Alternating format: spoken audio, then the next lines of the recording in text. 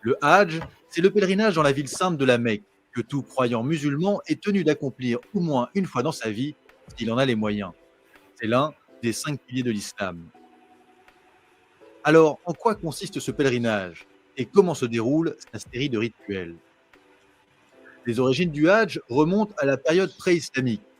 À l'époque, la Mecque est un important carrefour caravanier et abrite ce qu'on appelle la Kaaba. C'est un bâtiment cubique édifié selon la tradition par Adam, puis reconstruit par le prophète Abraham et qui contient la pierre noire, une relique vénérée depuis l'Antiquité. Originaire de la ville, le prophète Mahomet s'inscrit dans cette tradition et en La pierre noire, déjà, on fera un live sur ça, la pierre noire. La pierre noire, donc, qui est un bétil. Voilà. Donc, on verra après ce que c'est qu'un bétil.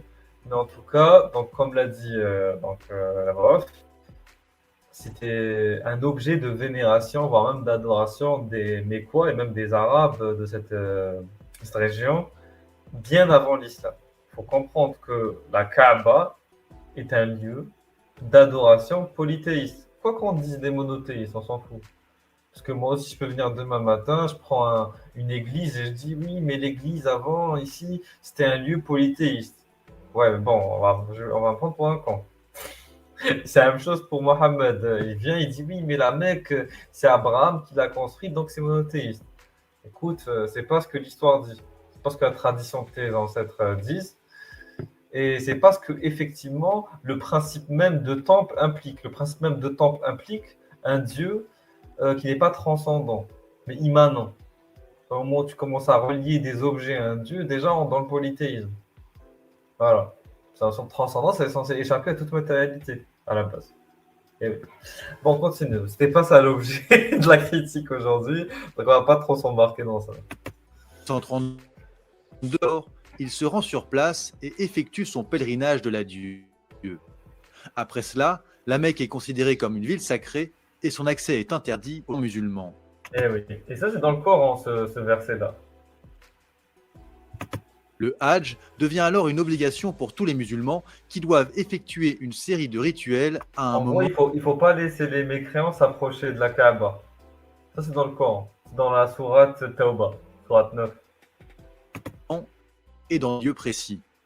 Alors, vous imaginez, la Mecque à la base, c'était un lieu où en tout cas, voilà, pour aller à la Kaaba, où se rendaient les non-musulmans et donc les polythéistes.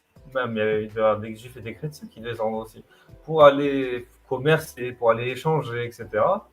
Pour aller adorer aussi les idoles. Et là, à cause de Mohammed, les non-musulmans n'ont plus le droit d'y aller. Donc, si imagine, il y a un mec qui vient. Bon, à la base, il habitait là-bas, il n'y a pas de souci. Mais imaginez, donc, il dit, à partir de maintenant, j'ai gagné militairement. Je décide que tous les gens qui ne suivent pas ma croyance n'ont plus le droit de rester ici. Voilà. Soit vous croyez, comme moi, soit vous vous barrez d'ici. Voilà. Alors qu'à la base, c'était eux qui habitaient là-bas. C'était eux. C'était les polythéistes. Il les a virés de chez eux. Pour ceux qui n'ont pas voulu y croire. Et les autres, ils ont obligé de se convertir. Donc, ouais, c'est ce qu'il faut comprendre.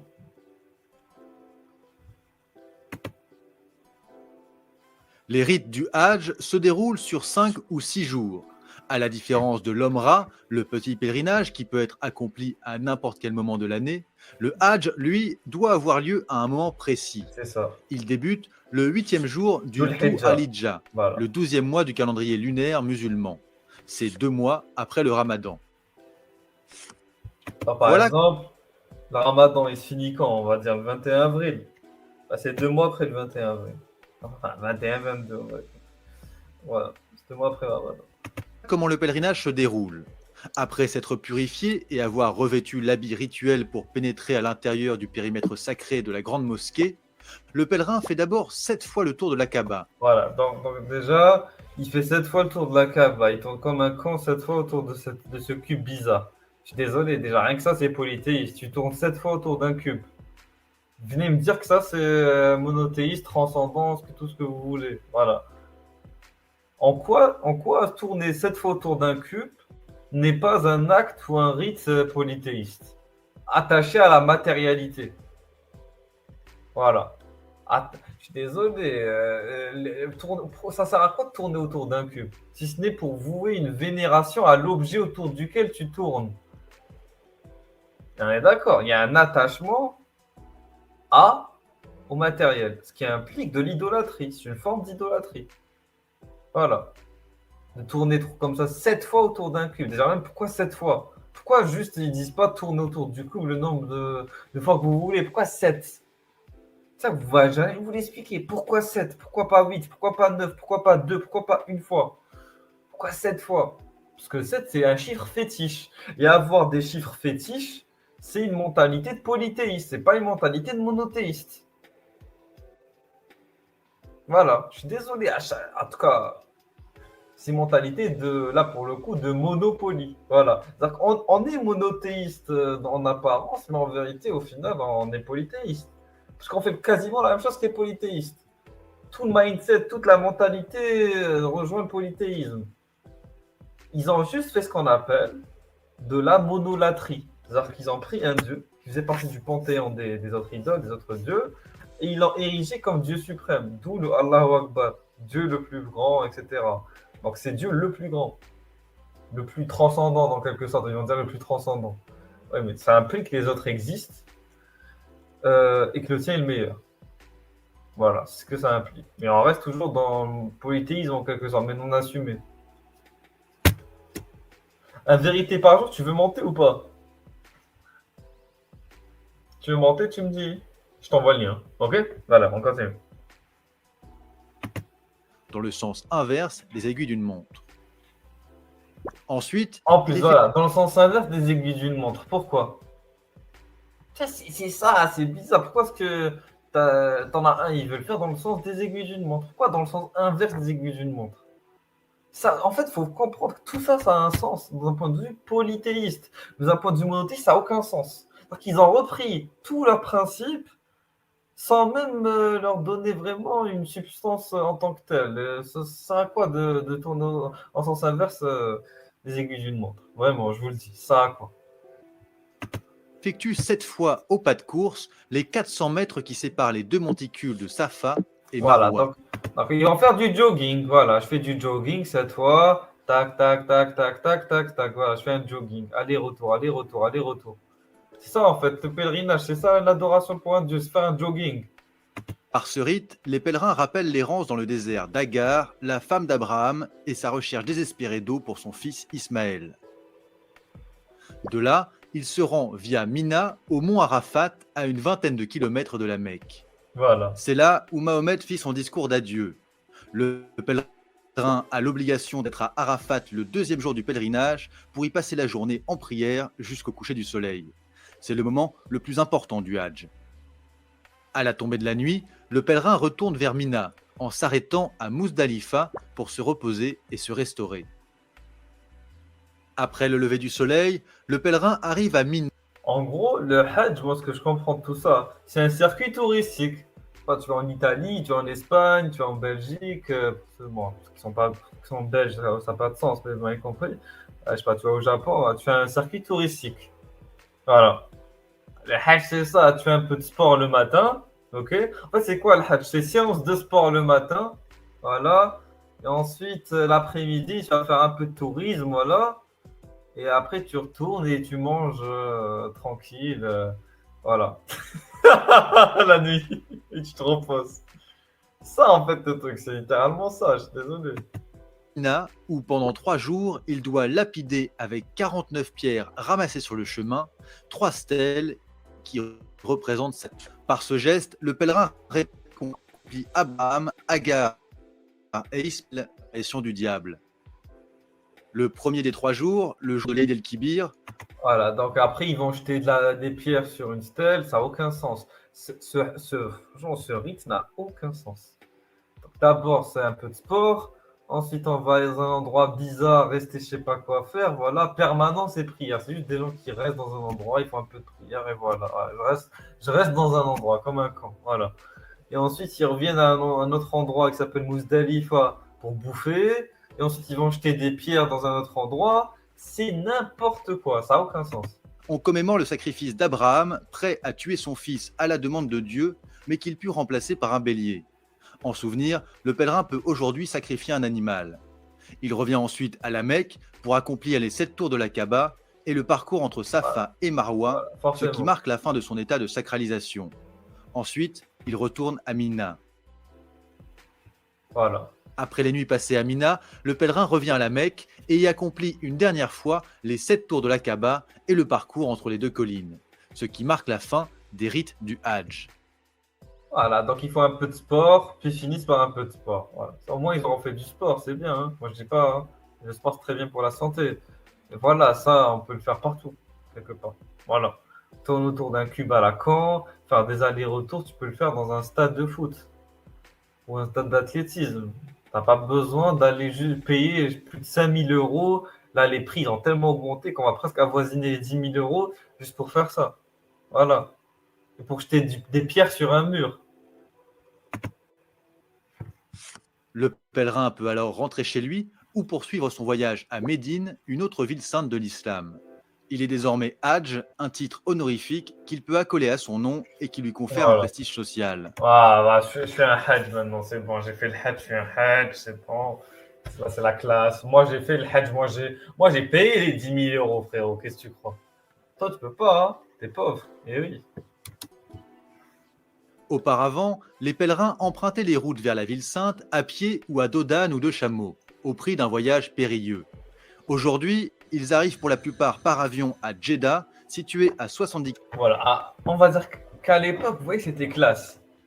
À l'époque, je sais pas, par exemple, j'imagine quelqu'un, il vient du Maroc, d'Algérie, je sais pas, il vient de Turquie, peut-être. T'en as un, il vient du Turkménistan. Il voyage, il passe par des contrées bizarres. T'as des gens, ils essayent de le voler, de l'escroquer. T'as des gens, ils essayent de le kidnapper. Je sais pas. Voilà. Tu vis des aventures. Voilà. Franchement, ça passe. Ça passe. Quand tu arrives là-bas, ensuite, tu fais un peu de sport et tout. Pour te tenir en forme. Bon, après, je dis pas, ça reste quand même. Et voilà, il y a de l'action. Il y a de l'action dans l'histoire. T'arrives dans le souk. Ouais, après, on va en parler de toute façon. Mais là, voilà, t'arrives en avion comme un camp, on te dépose à Jeddah, voilà, voilà. Maintenant, ça devient n'importe quoi, franchement. Là, ça devient vraiment du tourisme pour le coup. Du tourisme en plus, je veux dire low cost, high cost. Voilà, high cost. Et very expensive. Voilà. km de la Mecque et se rendent ensuite en autoroute dans la ville sainte, accessible uniquement aux musulmans. Ah, bien sûr, il ne faut pas oublier. Uniquement aux musulmans. Ouais, parce que franchement, là, pour le coup, si t'es mécréant, t'es dans la merde. Ok? Ok, frérot? Donc, t'as intérêt à être musulman. Sinon, t'as pas le droit de faire un peu de sport aller-retour et faire un peu de tournée, buter un mouton, rester comme un con devant une montagne et jeter des pierres sur un mur. Ça, t'as pas le droit. Si t'es mécréant, t'as pas le droit. Tu sais pas ce que tu rates, frérot. Tu sais pas ce que tu rates. T'as intérêt à te convertir. Au cours des dernières décennies, la démocratisation des moyens de transport n'a fait qu'accroître la pratique du Hajj. En 2013, plus de 3 millions de fidèles ont ainsi pu déambuler autour de la Kaaba. Un quota est établi pour chaque pays d'origine en fonction du nombre de musulmans qui y résident. Voilà, donc, alors on va voir les quotas. On va voir les quotas. Bah, après, c'est des quotas dans le sens où c'est un nombre en rapport, c'est un nombre rapporté à la population, bien sûr. Mais voilà, j'imagine quand même. Alors, comme il y a plus de gens, par exemple, en Algérie, il y aura plus qui partiront qu'au Maroc. Même chose, il y a plus de. L'Indonésie, c'est le pays le plus peuplé, c'est ça, islamiquement parlant. Donc, forcément, il y aura plus d'Indonésiens qui viendront que d'Égyptiens, par exemple. Voilà. Donc, c'est logique. Jusque-là, c'est logique.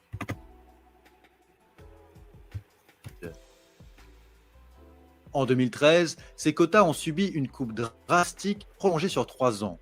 Moins 20% de pèlerins pour chaque pays et jusqu'à moins 50% pour l'Arabie saoudite. Cette mesure accompagne les travaux d'aménagement et d'extension de la grande mosquée nécessaires pour faire face à l'afflux croissant de pèlerins et pour en assurer la sécurité. Car comme tout rassemblement de masse, le Hajj présente des risques à la fois Aïe, aïe, sanitaires aïe, et aïe, aïe. sécuritaires. Le 24 septembre 2015, à Mina, où quelques 300 000 personnes se rassemblent chaque heure pour la lapidation des stèles, une gigantesque bousculade a ainsi provoqué. Attends, il y a une bousculade. Moi, je pensais qu'en islam, le bon comportement, c'est de respecter son frère ou sa sœur en islam, de ne pas lui faire mal, de ne pas la heurter. Non, moi, j'y crois pas. J'y crois pas, il n'y a pas eu de bousculade, c'est pas vrai. C'est sûrement des mécréants qui ont causé ça. C'est l'entité dont on ne doit pas prononcer le nom qui a causé ça. C'est impossible que ce soit autrement. C'est impossible, voilà. C'est le système, euh, comment ils appellent ça? C'est l'Union européenne couplée au système français, couplée au système impérialo-américain, satanique, je sais pas quoi. Voilà, c'est sûrement eux qui ont fait ça. C'est impossible autrement. Je ne peux pas croire que des musulmans aient bousculé d'autres musulmans. C'est impensable. C'est impensable. C'est impensable. Qui est la mort d'au moins Non, 2297 c'est pas vrai. pèlerins. C'est pas vrai. Un Je chiffre suis dans le déni. avancé par les autorités des pays d'origine des victimes. Non. Minimisé par l'Arabie Saoudite à 769 victimes officielles, cet accident est le plus meurtrier de l'histoire du Hadj, Oh qui là est très là. régulièrement émaillé par des incendies et des mouvements de foule. Selon la presse saoudienne, pour le Hadj 2016, les autorités doivent équiper chaque pèlerin d'un bracelet électronique censé permettre leur identification et des soins éventuels. Ça, je savais pas. Ok, donc ça veut dire que quand tu vas au Hajj, on te met un bracelet, tu vois, comme un prisonnier quelque part. Bon, bah, ok. Intéressant, intéressant. Ah là là là. Bon, c'est pour des mesures de sécurité, mais quand on soit arrivé là, quand même. Source de légitimité religieuse et politique, le Hadj représente également une manne financière pour l'Arabie Saoudite. Avec une dépense moyenne par pèlerin estimée à 17 381 rials, soit plus de 4 000 euros, ce tourisme religieux est la deuxième source de revenus du pays, après le pétrole. Ah, donc c'est un business très lucratif, le Hajj, pour l'Arabie Saoudite. Bah oui, du coup. Imaginez, vous voyez, quand même, islamiquement parlant, être un Saoudien, c'est vraiment avantageux. Parce que là, du coup, tu as le monde entier qui veut venir chez toi pour accomplir le Hajj, et l'argent du Hajj va revenir à qui? Il va revenir au royaume. Bon, après, je dis pas, il y a des dépenses. Il y a des dépenses. Ok, je ne vais pas dire qu'ils vont que gagner du fric, il y a pas de dépenses derrière. Bien sûr. Mais vous n'allez pas me dire qu'en termes de gains, ça ne rapporte pas. Parce que c'est la deuxième source de revenus. T'imagines la deuxième source de revenus après le pétrole. Et là, sachant que le pétrole, déjà, ça rapporte beaucoup. Ah là là, bon. Alors, autre vidéo. Voilà. On va regarder celle-là. Très courte, 2 minutes. C'est pas un truc lent, c'est juste pour suivre sur un peu l'élan dans lequel on s'était lancé. Voilà. Ça a beaucoup d'argent pour juste qu'un connard gagne au final de ça. Un BS, franchement, il gagne de l'argent sur des gens qui font du footing autour d'un cube. C'est de la folie. La folie, voilà. Ah, on y va. Allez, on y va.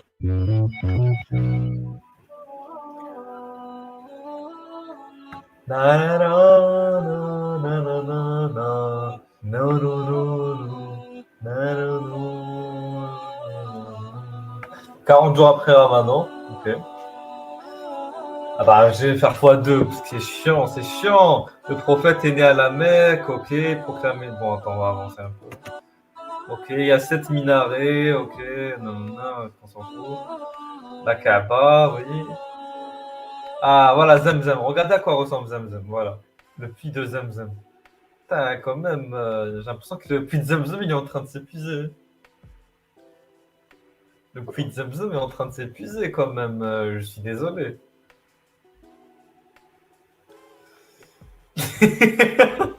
Là, ils ont plus d'eau, on est d'accord.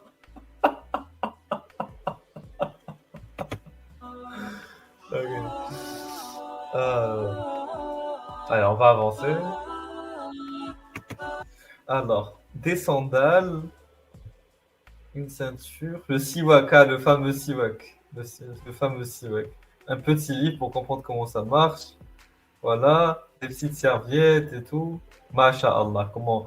Ça, c'est quoi ça? Du baume à lèvres? Bon, en tout cas, franchement, Masha'Allah, comment les objets de purification. Masha'Allah.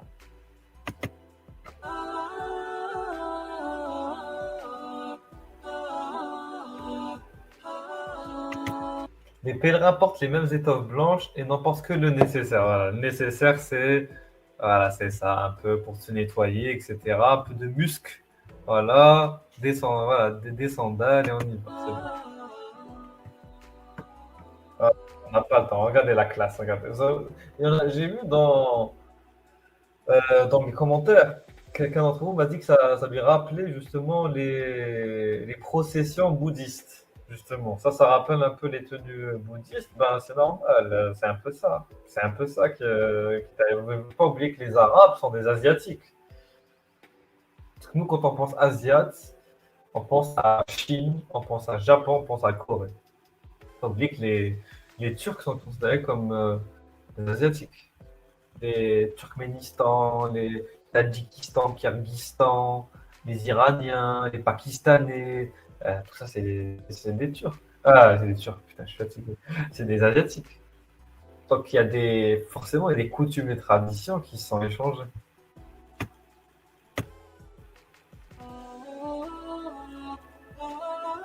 Voilà. Donc voilà, en fait c'est ça, hein. Regardez exactement ce qui se passe. T'as Marwa, t'as Safa. Bon, il a appelé Shofa, je sais pas pourquoi. Bon, c'est Safa. Voilà, ça, c'est aller-retour. Un aller, un retour, un aller, un retour, un aller, un retour. Voilà, c'est ça, c'est tout. C'est ça, c'est pas moi. C'est un petit footing entre deux pierres. Voilà, les mecs, c'est un petit footing entre deux pierres.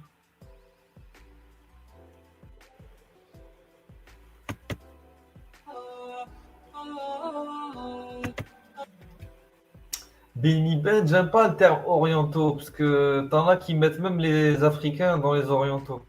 Parce que le terme Orient, c'est juste un terme qui est utilisé pour s'opposer à Occident.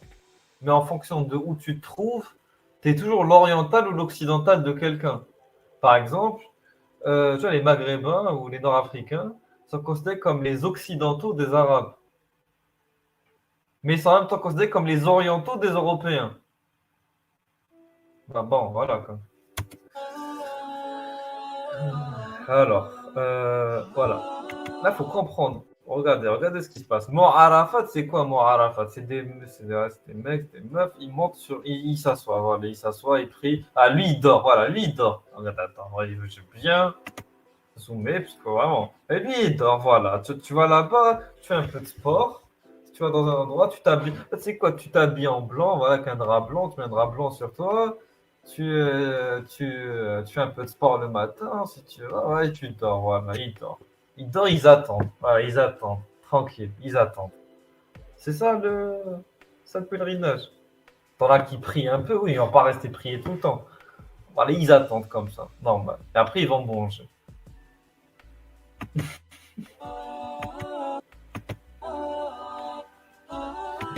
Cette scène, elle est magique, cette scène. Regardez l'élan, mais regardez l'implication. C'est pas, ils jettent juste une pierre normale. Vous voyez, les gens normaux, ils disent, bon, on va acheter une pierre comme ça. Non, lui, non, il est dans l'euphorie. Lui, il va t'éclater ta gueule. Regardez l'élan qu'il prend, mais c'est merveilleux. Vous connaissez le lancer de poids. Pour ceux qui ont fait du lancer de poids en athlétisme, voilà, c'est vraiment le lancer de poids, mais quel geste, quelle précision, quelle abnégation, quelle dévotion. C'est merveilleux. C'est merveilleux. Moi, je suis en admiration envers cet homme. Moi, je suis en admiration envers cet homme. Masha'Allah. Masha'Allah. C'est pas comme vous, les mécréants. Voilà. Lui, c'est vraiment la pose. Masha'Allah. Masha'Allah. Après, il bute le mouton. Voilà, il continue. Sur le trajet de retour, le pèlerin collecte des petits cailloux. Et oui, masha'Allah, masha'Allah. Voilà, on jette les cailloux. Voilà. Mais eux, ça se voit, ils n'ont pas la technique. Voilà, ils jettent comme ça, juste avec la main en arrière. C'est pas comme le frère de tout à l'heure, comment il était. Regardez la différence entre lui. Regardez la technique. La technique. Là, il fait un angle parfait de 90 degrés de rotation. Voilà. Ça, c'est pas n'importe qui peut maîtriser cette technique, les frères. Voilà, faut comprendre. Et les sœurs, la khawat, bien sûr, n'oublie pas les sœurs. Et les sœurs. C'est une technique ancestrale. Et oui, vous êtes comme ça, vous pensez que c'est juste. Non, non, non, non, non, non. Derrière, il y a du professionnalisme, il y a de l'entraînement, il y a du sacrifice derrière. Et oui, et oui.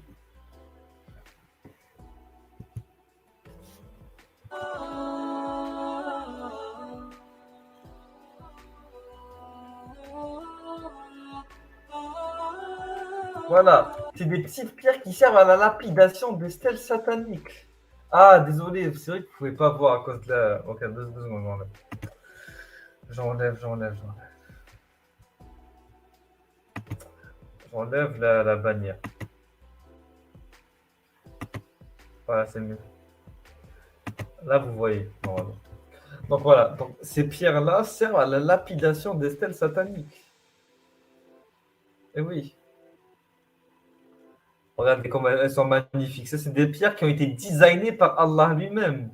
C'est-à-dire qu'Allah a designé ces pierres. Il a pris 200 ans éternels et s'est dit, pour bien que les musulmans fassent leur hajj correctement, je vais vous designer des pierres sur mesure pour que vous puissiez faire la lapidation des stèles sataniques. C'est pas n'importe quelle pierre qui sont utilisées ici. Même ces pierres-là sont divines. Et oui.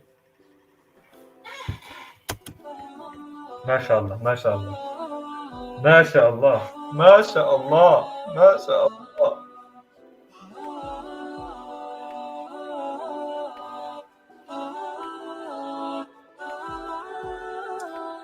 Voilà, petit footing, tranquille. Voilà.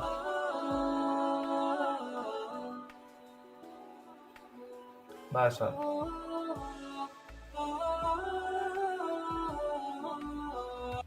Ah là là là là là. Merveille, merveille. Bon, là, du coup, vous avez vu en quoi ça consiste. C'est bon, on est d'accord. Voilà, vous avez compris à peu près à quoi ça consiste le hajj. C'est pas non plus quelque chose de très compliqué à faire, on est d'accord. En plus, c'est organisé, voilà, c'est cadré, c'est bien surveillé. Non, en tout cas maintenant, techniquement, voilà, ça devrait bien se passer. Bon, on y va. Et maintenant, on va écouter cette vidéo. Cette vidéo. Allez, on y va.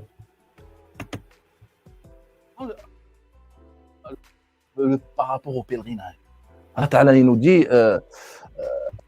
ليس عليكم جناح أن تبتغوا فضلا من ربكم فإذا أفضتم من عرفات فاذكروا الله.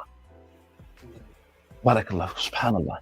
Allah Ta'ala il nous dit il n'y a pas de souci quand vous allez faire votre pèlerinage de chercher à augmenter vos richesses. Et oui, فضلا من ربكم. dans le Coran, فإذا أفضتم, qu'est-ce que ça veut dire أفاض? débordé. Barakallahu fik. Afada, à la base, on le prononce afwada. Vient du verbe fada, déborder. Et afada, ça a été employé dans le Coran al-Karim quelquefois, comme il dit fima afattum fi, qu'Allah Ta'ala ne va pas vous juger si vous augmentez vos richesses. Et donc, afada en langue arabe, ça n'a jamais, ou bien dans le Coran al-Karim, n'a été utilisé que quand il s'agit d'augmenter sa richesse. Et donc, Allah Ta'ala dit فَإِذَا أَفَدْتُم مِّنْ عَرَفَاتٍ. C'est-à-dire, c'est bon quand vous aurez gagné, alhamdoulilah, votre vie, bien votre commerce, dans Arafat, فَاذْكُرُوا اللَّهَ عِنْدَ الْمَشْعَرِ الْحَرَامِ. C'est-à-dire, فَاذْكُرُوا اللَّهَ عِنْدَ الْمَشْعَرِ الْحَرَامِ. C'est-à-dire, quand vous arrivez à la Mecque, le Mash'ar al-Haram, c'est la Mecque. Quand vous arrivez dans l'endroit sacré, et là, vous commencez à faire le dhikr. Et le dhikr, ça veut dire quoi ici? Mais non, c'est le pèlerinage. Le pèlerinage, le dhikr ici, c'est le pèlerinage. Et donc à Arafat, est-ce qu'à Arafat, on était en train de faire le pèlerinage? Il le dit explicitement. Laysa alaykum junah, il n'y a aucun souci de chercher sa subsistance à Arafat. Et quand vous aurez gagné votre vie, alhamdoulilah, à Arafat, après votre arrivée à l'endroit sacré, commencez votre pèlerinage. Et donc, est-ce que Arafat fait partie du pèlerinage? Selon le Coran. Et donc, les gens qui se réunissent sur le mont de Arafat à la Mecque, ou bien en faisant leur pèlerinage, est-ce qu'ils sont conscients?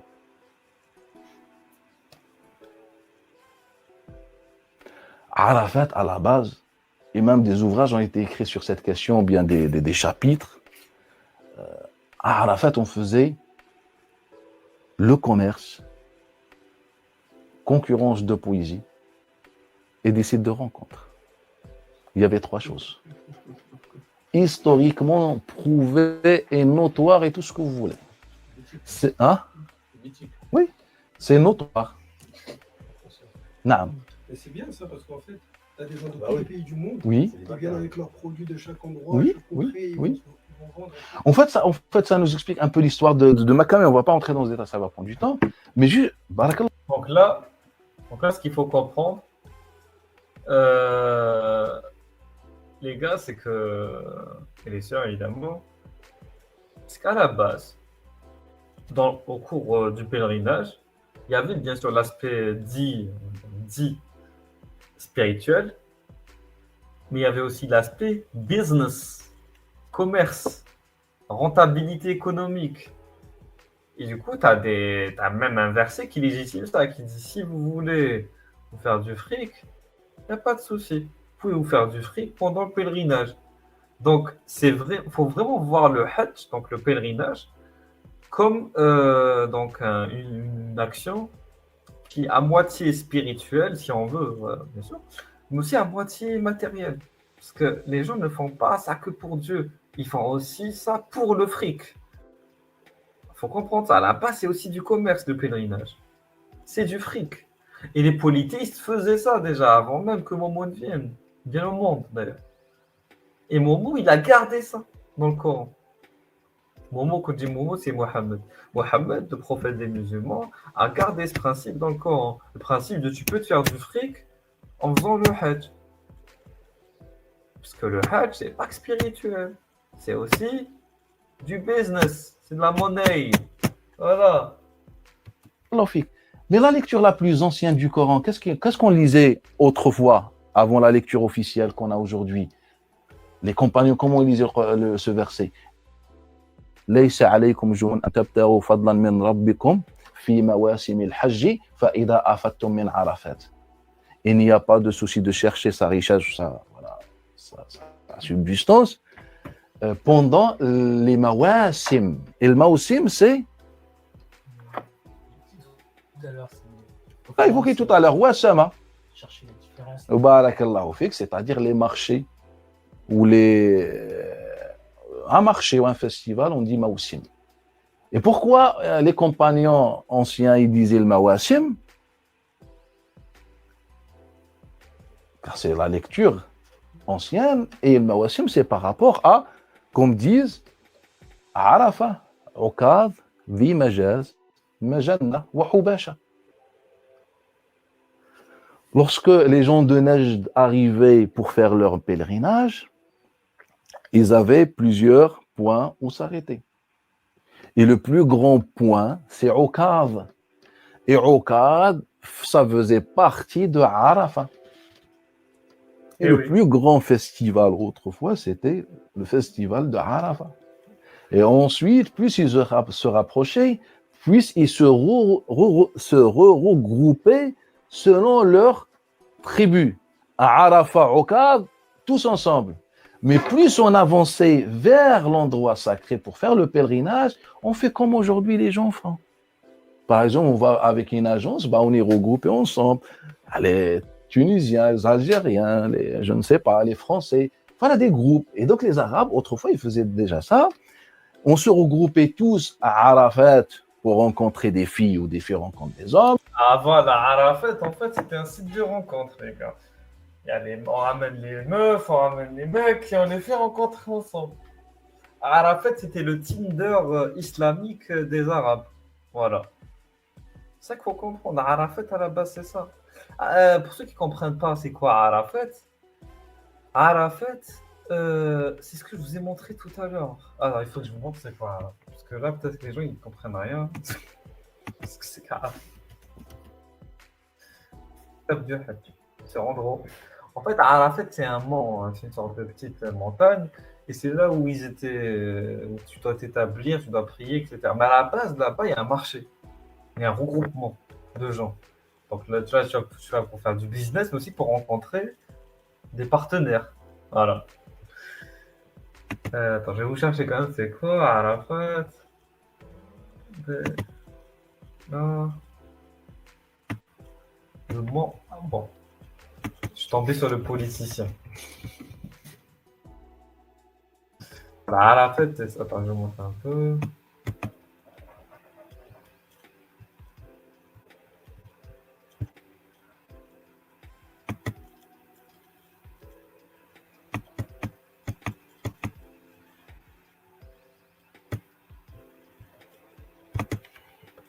Je suis même tombé sur Arafat dans les années 50. Ok, donc attends, je montre rapidement. Arafat, c'est ça, voilà. Arafat, c'est ça. Donc Arafat, c'est ça, à peu près.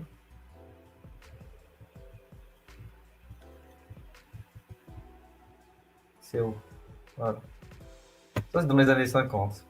Voilà. Dans les années 50, c'était ça, à peu près. Dans l'ancien immeuble, Arafat. Et vous voyez, là, il y a des tentes, etc. Il a raison. C'est vraiment la même chose. Voilà, par exemple, là, cette photo. Voilà, Arafat. Ouais, ok, voilà. Donc c'est un mont sur lequel après ils placent des tentes, il y a des gens qui s'installent là-bas, ils font des campements, il y a du commerce, il y a des échanges, il y a des rencontres, etc. Bon. Et le mont s'appelle Arafat.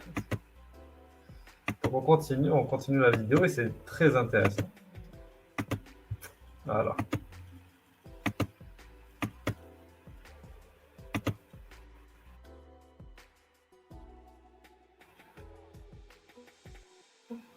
Pour faire le plaisir, ça a toujours,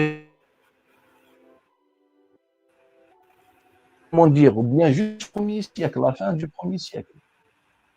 Et on a des centaines de textes, de témoignages qui nous parlent bien même après.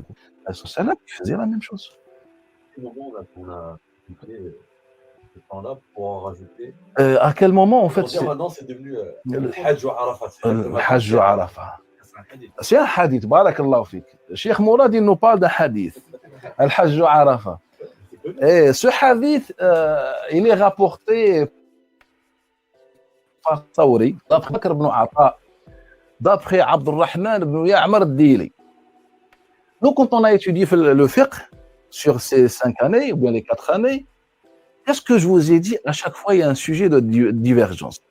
Quel a été le comportement des musulmans, des savants musulmans au 1er et 2e siècle quand il était question d'une grande divergence? Ils avaient 2 comportements. Le premier,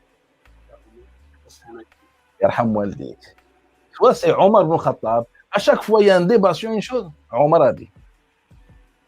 Omar Meskin, il est dans sa tombe. Mais Omar, il a dit. Et si c'est flagrant de dire Omar, eh ben, on sort un nom d'un compagnon qui n'a jamais existé.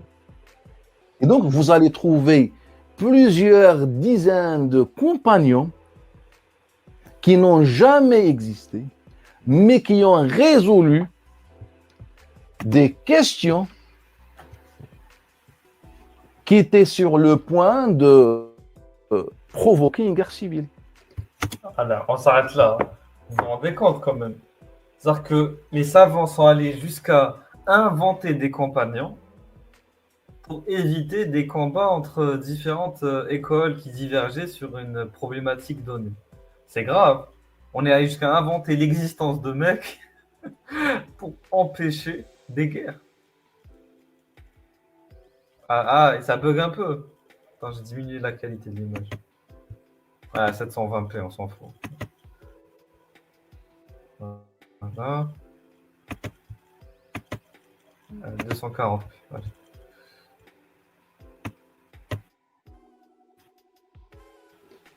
Et quel était le but de ça, justement? Et bien, quel a été le but? En fait, à la fin, le lieu de rencontre du marché. Pourquoi? En fait, c'est simple. À l'époque, في المدينة, il y avait quoi à Medina, le système social ou les composants sociaux de Medina. Inch'Allah, à l'occasion, peut-être à la fin du programme, je vous fais un dessin, etc. Il y avait un quartier féminin. Voilà. Donc, à Médine, il y avait même un quartier LGBT. Voilà. C'est-à-dire que déjà, le Hajj, c'est business. Ah, regarde ce qu'on apprend grâce à cette vidéo. Le Hajj, c'est du business aussi. C'est un peu spirituel, un peu de business. Beaucoup de business. Le Hajj, c'est aussi un festival, comme le festival de Noël. Voilà. Voilà. Et aussi à Médine, il y a un quartier LGBT. Et aussi, il y a bien sûr le Tinder, le date, le real date. Genre, on organise des mariages arrangés, des rencontres arrangées, etc. Donc voilà, moi, franchement, j'aurais presque envie de me reconvertir. Regardez, si on se reconvertit à l'islam, quand on va faire le Hajj, après ça coûte cher, hein, 10 000 euros pour tout ça, franchement, bon. Mais on va dire que ça coûte, allez, 1 000 euros. Ouais, américain. Tu vas là-bas, tu fais un peu de sport, tranquille.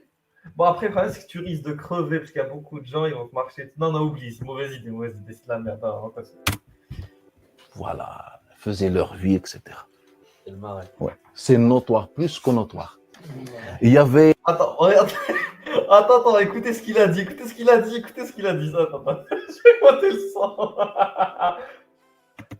Attends, il a dit c'est le marais. Et lui, il a dit c'est plus que notoire.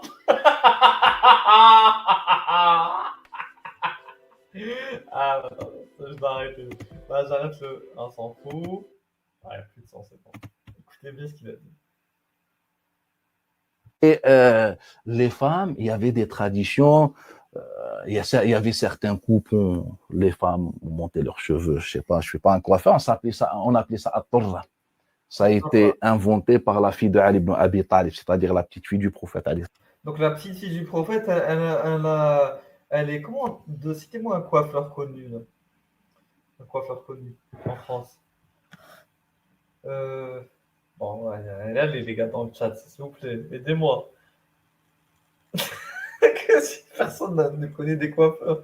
Vous connaissez des couturiers, Voilà, merci. Franck Provost. Donc, c'est Jean-Louis David. Voilà, donc la fille du prophète, c'était une sorte de Jean-Louis David, une sorte de Franck Provost de la coiffure. Voilà, c'est ça. Merci. Voilà. Franchement, cette vidéo, elle est culte. Cette vidéo est culte. Moi, je suis en train de m'amuser depuis tout à l'heure. J'écoute hier, je me suis dit, il faut que je fasse un live sur cette vidéo. Mais bon, fallait que j'introduise un peu en amont, c'était quoi le Hajj.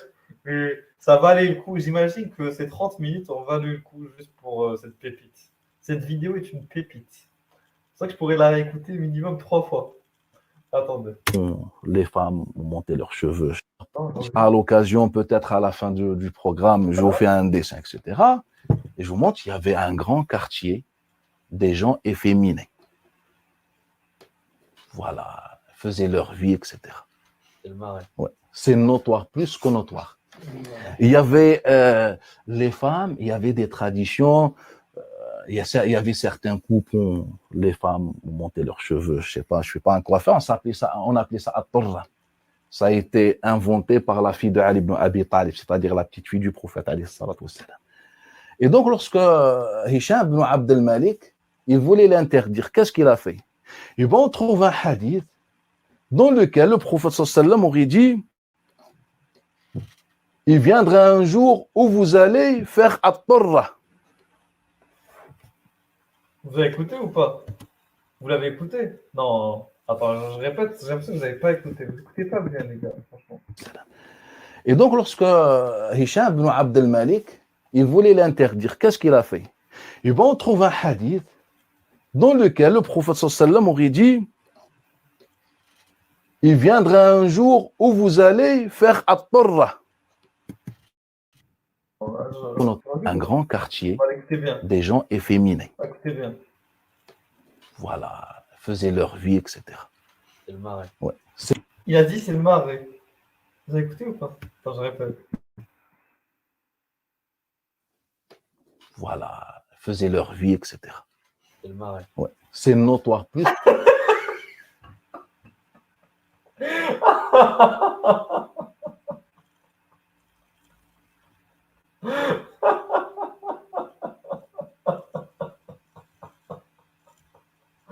J'en ai marre. que notoire.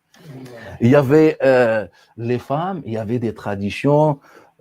Il y avait certains couples où les femmes ont monté leurs cheveux. Je sais pas, je suis pas un coiffeur. On appelait ça at-turra. Ça a été inventé par la fille de Ali ibn Abi Talib, c'est-à-dire la petite fille du prophète alayhi salatu wassalam.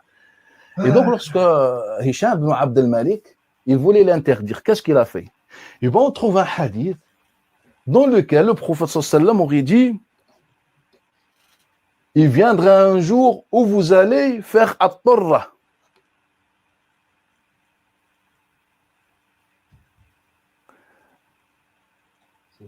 Et donc, en fait, quand on n'est pas d'accord, on va inventer un hadith. C'est Voilà. Quand on n'est pas d'accord, on va inventer un hadith. Vous avez écouté ou pas? Quand on n'est pas d'accord, on va inventer un hadith. Et vous voyez, par exemple, il y a plein de hadiths à la con sur des coupes de cheveux, sur je sais pas quoi, sur des vêtements et tout. Pourquoi ces hadiths, c'est quoi l'intérêt? C'est juste qu'à une époque, t'as un connard, il voyait, je sais pas, une meuf qui était coiffée d'une certaine manière, il se dit, moi ça me plaît pas.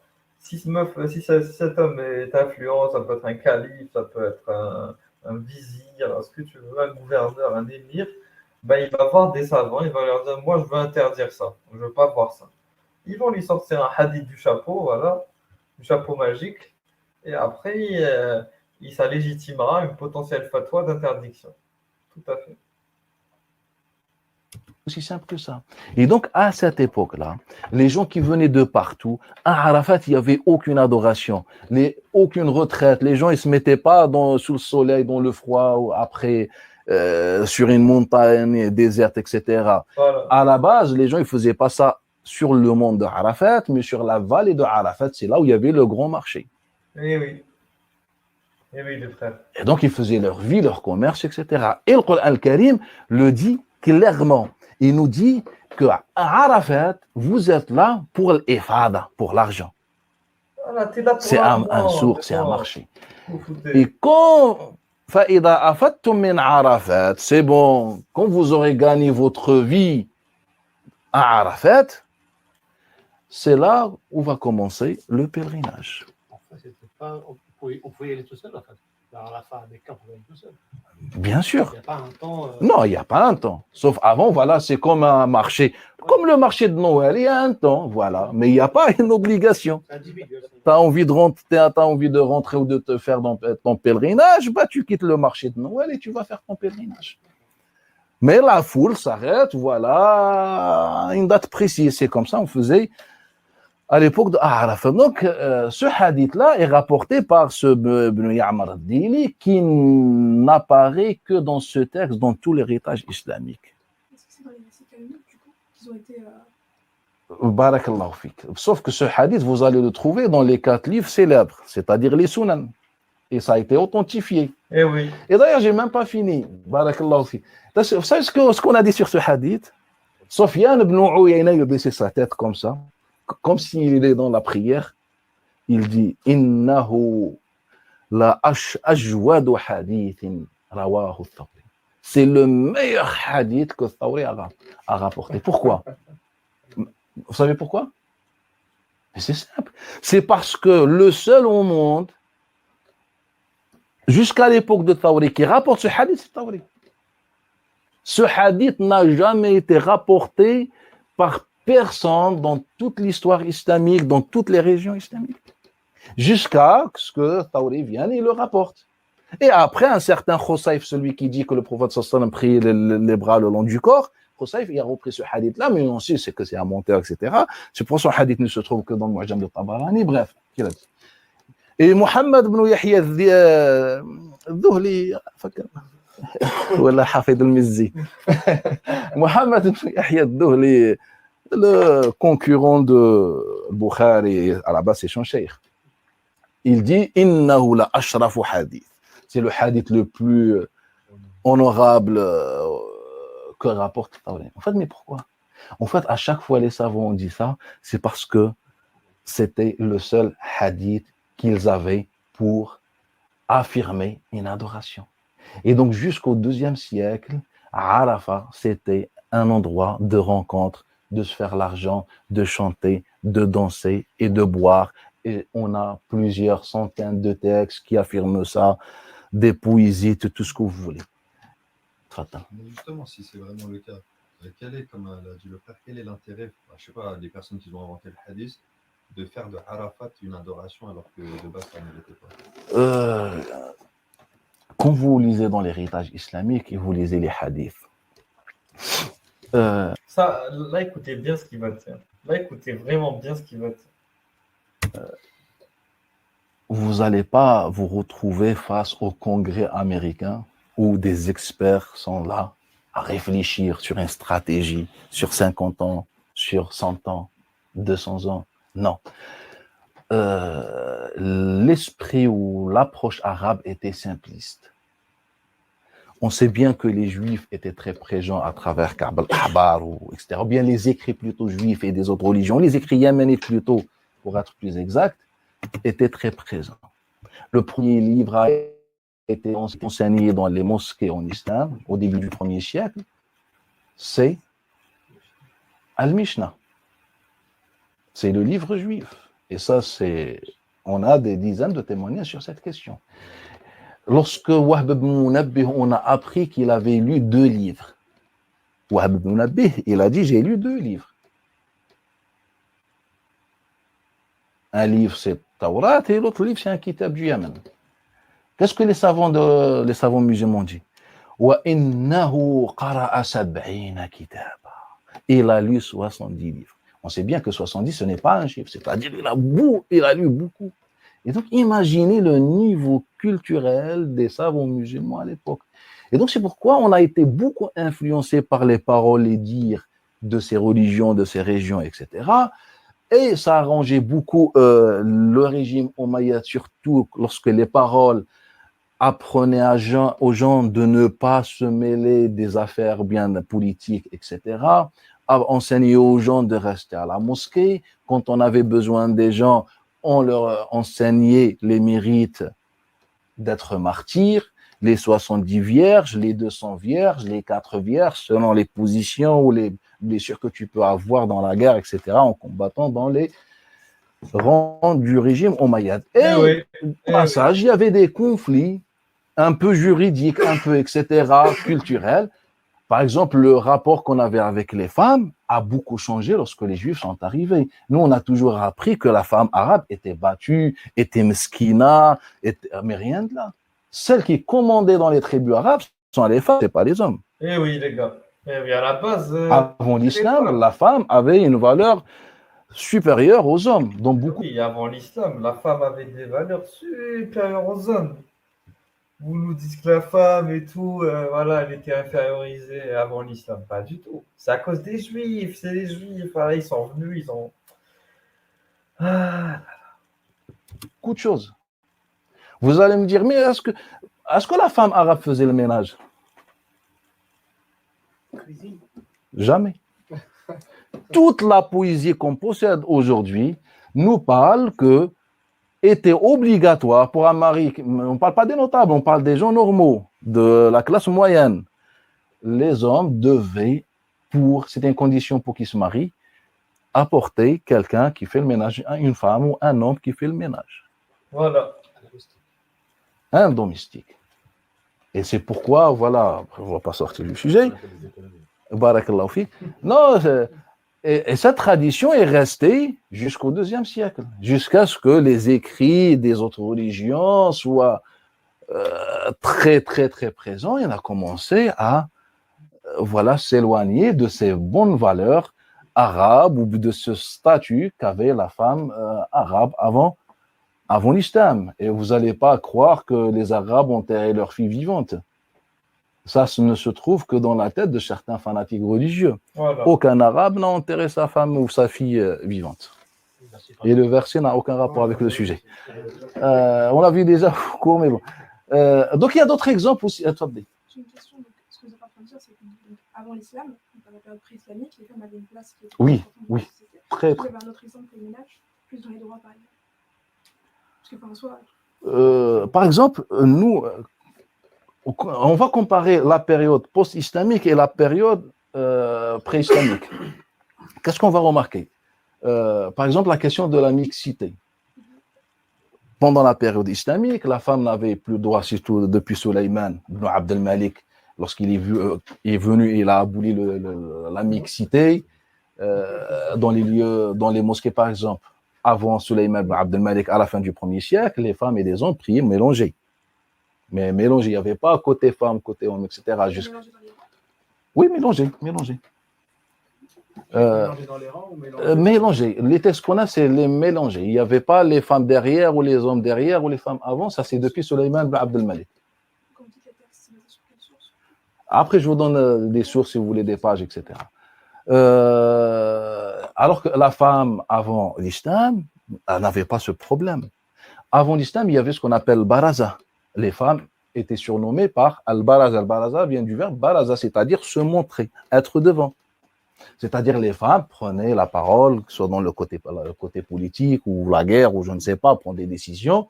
Et ben, on se mettait tous ensemble et la femme prenait la parole. Ça, après l'islam, a disparu. Quand je dis après l'islam, c'est-à-dire on est vers la fin du 1er siècle. Donc il y a eu en fait beaucoup de changements. Un autre sujet, toujours par rapport à Surat al-Baqarah, tfaddal. Mais si c'était vraiment le cas, comment ça se fait que les femmes, elles ont accepté le discours coranique? C'est-à-dire C'est-à-dire, par exemple, le Coran, il s'adresse majoritairement aux hommes, Ouais. il ne s'adresse pas aux femmes. Mis à part dans un verset, les musulmans et les musulmanes, sinon, ça s'adresse tout le temps aux hommes. Non, mais ça, non. Parce que d'habitude, il s'adresse Je dis pas que c'est avec un grand H. Ok. Et quand il dit, moi je sais quand, par exemple, il s'adresse généralement aux hommes, il n'y a que dans quelques versets, il va s'adresser aux deux. Pourquoi il rajoute les femmes si à la base c'est général? C'est ça. Par exemple, tfaddal. Allah il donne beaucoup plus de droits aux hommes. Enfin, il donne parce qu'on n'est pas égaux, on est complémentaires. Ouais. Les hommes et les femmes. Et par exemple, le verset Zaraba, Mhm. c'est un droit qu'il a donné à l'homme. Après, on a différentes interprétations sur ce Ouais. sujet, même par rapport au divorce. Ouais. L'homme, il a plus de droits il a plus de facilité à divorcer qu'une femme. Et si les femmes, elles avaient tellement plus de droits avant l'islam, comment ça se fait qu'elles ont accepté l'islam? Déjà, La question qui tue.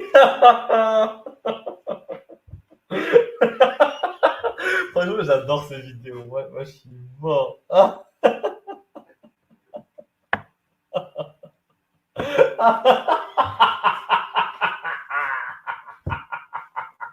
Bah oui, s'ils avaient pu. Non, je vais me taire. J'ai vraiment laissé la vidéo continuer. Voilà. je ne suis pas d'accord sur le fait que le Coran s'adresse aux hommes, ou bien majoritairement aux hommes. Pourquoi? En fait, et ça c'est un problème même en langue française, quand on s'adresse au pluriel, on s'adresse aux hommes. Et ça, c'est dans le langage arabe, quand on s'adresse aux hommes et aux femmes, on utilise le masculin. Sinon, dans ce cas-là, comment tu peux expliquer que les femmes ont compris qu'elles étaient concernées par les commandements de l'islam, la prière, la zakat, etc. Car on a toujours dit Ya ayyuhalladhina amanu. Donc, si théoriquement on est adressé qu'aux hommes, pourquoi les femmes prient ou jeûnent ou font comme, voilà, pratiquent comme nous? Je vais sortir des vidéos, mais je les ai Oui. pas en tête. C'est pas grave. La deuxième des choses, est-ce que le Coran a un aspect masculin, si on peut dire ça? Bien sûr. Pourquoi? En fait, quand je disais que les Arabes, ou bien que les femmes arabes avaient une grande valeur, ça c'est, comment dire, ça c'est démontré, c'est avéré. Mais la question, je peux te sortir des exemples des femmes à l'époque arabe avant l'islam, ou selon nos traditions aujourd'hui, étaient opprimées par exemple. Mais selon leurs coutumes, etc., quand tu prends le tout, ça ne posait pas, par exemple, problème. La question de frapper une femme, ça, c'était présent chez les Arabes. Un époux avec son épouse, il pouvait la frapper, même la massacrer. Mais quand on prend une décision, c'est elle qui prend la décision, par exemple. Nous, par exemple, on met l'accent sur, nous, on a les Arabes, hein, sur l'honneur sharaf, et on a associé l'honneur au fait que l'homme, il faut qu'il préserve sa femme, etc. Même on a sorti le hadith de Dayoud, celui qui accepte le péché dans sa famille, etc. Ça n'existait pas chez les Arabes. La preuve, c'est que les Arabes, lorsqu'elles sortaient, les femmes arabes, majoritairement, elles s'habillaient comme une femme qui s'habille dans la plage. Beaucoup même plus vulgaire que ça. C'est une belle époque. Même il y a un docteur irakien qui a fait...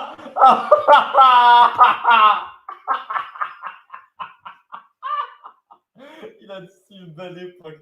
Mais c'est des tarés. Mais moi, j'adore ces élèves. Moi, je veux rencontrer ces élèves, c'est pas possible. Ils sont tous excellents. Il a dit c'est une belle époque. Je suis mort de rire. C'est trop. Pourquoi tu parles? Attends, j'ai pas suivi. Parce que moi, là, je suis sur mon téléphone. C'est un archéologue qui a fait les femmes prises ou jeunes. Ah, il n'y a que dans quelques versets, il va s'adresser aux deux. Je répète un peu, désolé. Enfin, idem, parce qu'on n'est C'est pas pas égaux, suivi, on c'est est pas on est suivi. complémentaires. Ouais. Donc, Non, on a c'est différentes bon. interprétations. Il y a majoritairement aux hommes. Pourquoi? En Voilà. fait, et ça c'est un problème même en langue française, quand on s'adresse au pluriel, on s'adresse aux hommes. Et ça, c'est dans le langage arabe, quand on s'adresse aux hommes et aux femmes, on utilise le masculin. Ok. Sinon, dans ce cas-là, comment tu peux expliquer que les femmes ont compris qu'elles étaient concernées par les commandements de l'islam, la prière, la zakat, etc. Car on a toujours dit, Ya ayyuhalladhina amanu. Donc, si théoriquement on est adressé qu'aux hommes, pourquoi les femmes prient ou jeûnent ou font comme, voilà, pratiquent comme nous? Je les ai, mais je les ai Oui. pas en tête. C'est pas grave. La deuxième des choses, est-ce que le Coran a un aspect masculin, si on peut dire ça? Bien sûr. Pourquoi? Bah oui. En fait, quand je disais que les Arabes, ou bien que les femmes arabes avaient une grande valeur, ça c'est, comment dire, ça c'est démontré, c'est avéré. Mais la question, je peux te sortir des exemples des femmes à l'époque arabe avant l'islam, ou selon nos traditions aujourd'hui, étaient opprimées, par exemple. Mais selon leurs coutumes, etc., quand tu prends le tout, ça posait pas, par exemple, problème. La question de frapper une femme, ça c'était présent chez les Arabes. Un époux avec son épouse, il pouvait la frapper, même la massacrer. Mais quand on prend une décision, c'est elle qui prend la décision, par exemple. Nous, par exemple, on met l'accent sur, nous, on a les Arabes, hein, sur l'honneur sharaf, et on a associé l'honneur au fait que l'homme, il faut qu'il préserve sa femme, etc. Même on a sorti le hadith de Dayoud, celui qui accepte le péché dans sa famille, etc. Ça n'existait pas chez les Arabes. La preuve, c'est que les Arabes, lorsqu'elles sortaient, les femmes arabes, majoritairement, elles s'habillaient comme une femme qui s'habille dans la plage. Beaucoup même plus vulgaire que ça. C'est une belle époque. Même il y a un docteur irakien qui a fait, c'est un archéologue qui a fait des travaux, il a comment dire, il a un peu répertorié l'ensemble des traces archéologiques en Irak, en Syrie, dans la région, tout ça, pour essayer d'avoir une idée sur la femme, comment elle s'habille, etc. Donc, au-delà des textes, et ben, quand tu vois, en fait, tu dis que limite, elles étaient nues, par exemple, et elles étaient mariées. Mais quand on parle de la jalousie des Arabes, ça rentre pas dedans? Et bien justement, ça n'existait pas la jalousie chez les Arabes. La deuxième chose, quand vous prenez, j'ai pas envie, surtout ces films Kulchi, j'ai pas envie de donner des noms, mais la majorité des compagnons, leurs parents, en fait, ils étaient mélangés. J'ai pas envie de dire plus pour pas tout ça, mais je peux vous dire, mais qu'il n'y a aucun compagnon qu'on connaît son père, son vrai père. Ah ouais. Là, en train de dire que les compagnons, c'est des bâtards. Voilà. Là, en train de dire aucun compagnon connaît. Il y a beaucoup de compagnons dont on ne connaît pas les pères. Voilà. Beaucoup de compagnons dont on ne connaît pas les pères. Quand je répète, parce que j'ai normalement entendu.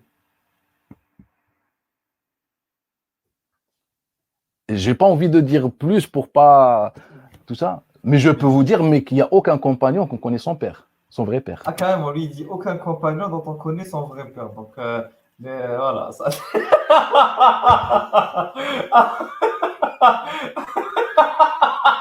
Mais cette vidéo, c'est vrai que j'allais pas écouter cette partie. C'était juste la première partie sur le Hajj. J'avais pas écouté cette partie. Ah.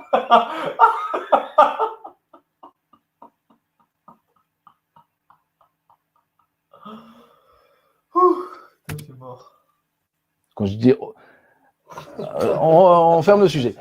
Selon ce que disent les textes. Donc, pourquoi en fait on est arrivé à là? Ben, c'est parce que la femme avait une certaine liberté. Mais en même temps, ils avaient d'autres traditions qu'on frappait la femme. C'était tout à fait normal. Ça faisait pas.